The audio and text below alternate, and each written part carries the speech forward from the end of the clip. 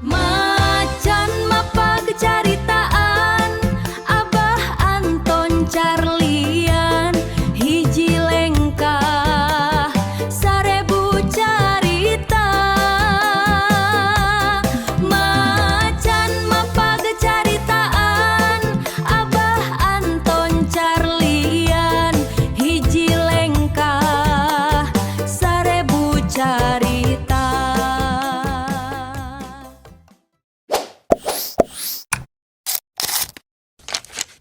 Pak Anton, jika kita melihat beberapa titik-titik yang sudah menjadi lokasi penggeledahan gitu kan, ada yang kemudian dimiliki oleh seseorang tertentu yang mungkin kita duga kuat nanti bisa menjadi calon tersangka. Nah, ketika kita melihat ada penggeledahan di sebuah tempat, kemudian sudah diketahui siapa pemilik dari tempat tersebut, apakah kita bisa langsung mengaitkan orang tersebut dalam kasus ini?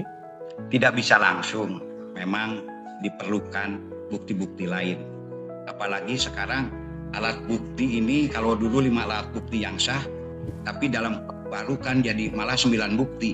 Ada juga bukti elektronik, barang bukti, kemudian keyakinan hakim, dan bukti-bukti lain yang diperoleh secara legal.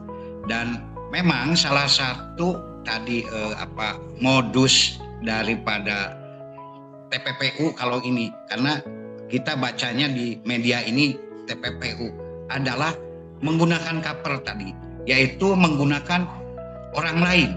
Jadi menggunakan orang lain dan untuk menyamarkan.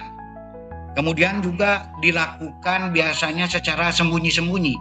Sehingga dalam hal ini, apakah tempat yang punya tempat tersebut bisa langsung jadi tersangka? Ya belum tentu, tergantung dari hasil tadi analisa, kemudian kelengkapan administrasi, kemudian penentuan pasal yang akan dilakukan di dalam gelar. Jadi ini tidak langsung secara otomatis, walaupun penggeledahan itu sudah termasuk upaya penyidikan.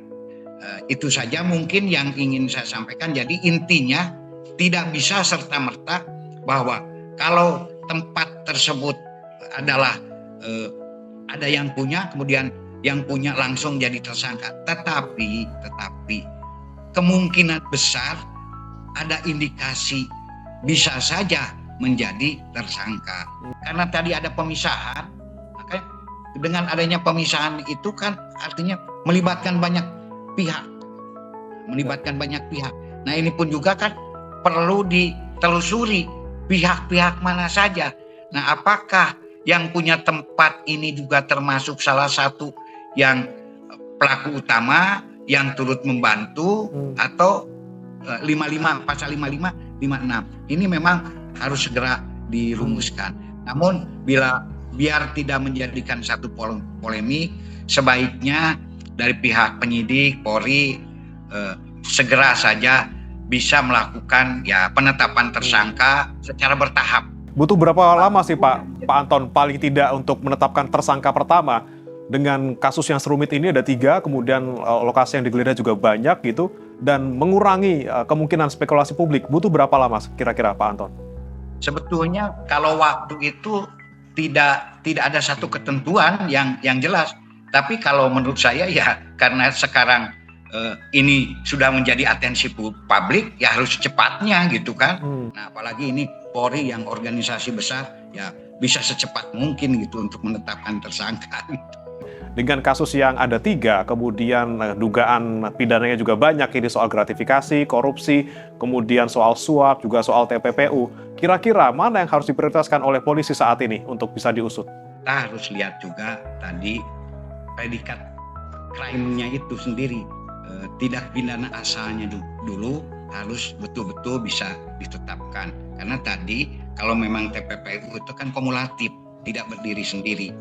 Nah, kemudian juga untuk mengusut hal tersebut, ya saya mungkin mengingatkan kepada adik-adik saja, tolong analisa aliran dana ini bagaimana, atau follow the money-nya. Nah, ini akan mengkaitkan dengan tersangka. Kemudian jangan lupa juga bahwa sekarang ini elektronik jadi alat bukti, forensik digitalnya bagaimana, serta ya alat-alat bukti itu tadi betul kata Prof itu harus saling berkaitan satu sama lain. Tidak boleh alat bukti ini tidak punya hubungan dengan yang lain. Hal ini pun juga tolong tadi jangan terjebak pada polarisasi, jangan terjebak pada adu domba, bahwa ini betul-betul ya murni ranah hukum. Masalah mungkin momen waktu tidak perlu juga dipermasalahkan. Jangan hanya melihat dari medsos, mari kita lihat berita-berita yang langsung diberitakan oleh lembaga yang resmi memang berkepentingan. Ya. Karena sekarang banyak sekali berita-berita berseliweran, surat-surat berseliweran yang menurut saya itu ya mengarah kepada polarisasi dan adu domba antar dua institusi. Padahal ini dua institusi besar. Karena kalau dua institusi ini mungkin saja ada yang menginginkan hancur. Sehingga nanti penegakan hukum mau bagaimana? Kalau trust hukum nanti ya misalkan lemah atau jadi hancur, ini akan berkaitan dengan investasi baik dari dalam negeri maupun dari luar negeri, terutama dari luar negeri. Terima kasih Pak Anton Carlyan, Kadif Humas Polri 2015-2016.